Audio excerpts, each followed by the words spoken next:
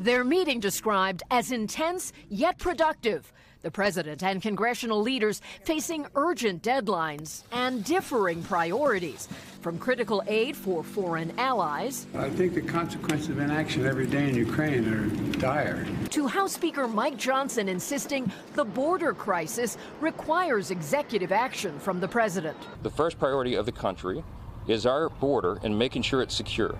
On top of that divide, threat of a phased federal government shutdown.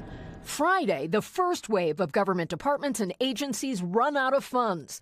Among them, the FDA, Transportation, and Veterans Affairs. March 8th, the rest could close, including Defense, Homeland Security, and Justice. A painful replay for 36-year-old Navy wife and mother of two, Nikita Fowler. This is not our first or even second government shutdown.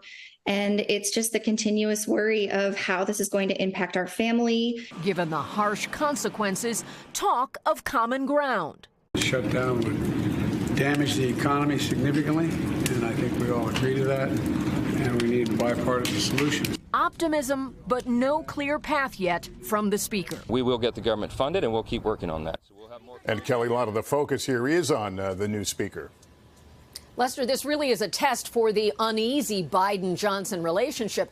The speaker made a point today saying that he and the president had a separate one-on-one meeting, something he's wanted for months. But the White House characterized it differently, saying it was a brief moment as others left the room. Lester? Thanks for watching. Stay updated about breaking news and top stories on the NBC News app or follow us on social media.